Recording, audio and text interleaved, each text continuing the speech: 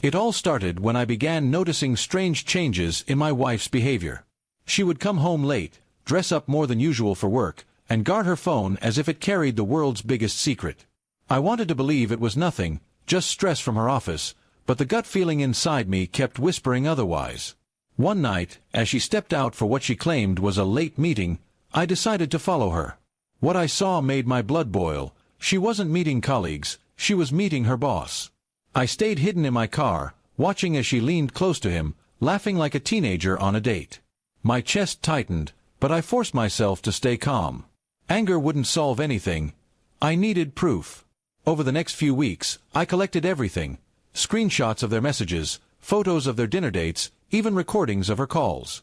I knew the day would come when she would slip, and I would be ready. That day came faster than I expected. One evening, after another one of her meetings, she returned home with a boldness I hadn't seen before. She looked me straight in the eyes and said, "I slept with your boss, and that's why you can't touch me."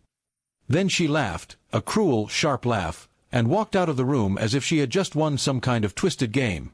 My hands clenched, but instead of confronting her, I smiled quietly to myself. She had no idea what storm I was about to unleash. The very next day, I visited her boss's office. He was a respected figure, a married man with a perfect public image. I handed him an envelope with the proof I had collected. "I wonder what your wife would think if she saw all this," I said calmly. His face turned pale, sweat trickling down his forehead. He tried to speak, but words failed him. I gave him 1 week to confess to his wife, or I promised I would do it for him. While he panicked, I went home and played the waiting game. My wife still strutted around as if she was untouchable, bragging on the phone with her friends about how much power she had over me because of her affair. Little did she know, her empire of lies was already crumbling.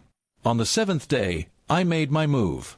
I invited his wife over to our house, telling her it was important. When she arrived, I handed her a folder with everything, photos, messages, and recordings. She didn't cry. Instead, her eyes filled with fury. She thanked me, promised she knew exactly how to deal with her cheating husband, and left without another word. That evening, chaos erupted. The boss's wife stormed into his office with the evidence.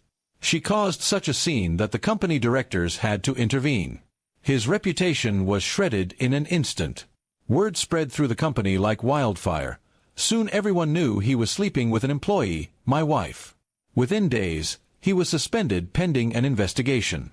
My wife came home screaming, accusing me of destroying her future. She shouted that she had been close to getting promoted because of him. I listened quietly, then pulled out my own trump card, divorce papers. Her jaw dropped when she saw them. "You think you can walk away?" she shrieked. I smiled and said, "No, darling. I'm not walking away. You are." To make matters worse for her, I had already spoken with a lawyer. Since I had undeniable proof of her infidelity, I was entitled to walk away clean while she walked away with nothing. No house, no money, no support. Everything she thought she would gain by cheating evaporated before her eyes. She begged, cried, and even tried to threaten me, but I was done. I told her that the laughter she gave me when she boasted about her affair would be the last laugh she ever had at my expense. "Now it's my turn," I said coldly. Her boss lost his job. His wife filed for divorce, and she took almost everything in the settlement. My wife. She became known as the woman who ruined 2 marriages and destroyed a man's career. No respectable company would hire her. Her friends stopped calling, her family turned their backs on her, and the life she thought she controlled crumbled into dust. Meanwhile, I rebuilt myself. I focused on my work, and soon I received a promotion that came without dirty shortcuts or betrayal. People respected me for how calmly I had handled everything, and slowly, I regained my peace. Months later, she tried contacting me again. Her messages were filled with apologies, regrets, and desperate pleas for another chance. I never replied. Revenge was not about shouting or fighting.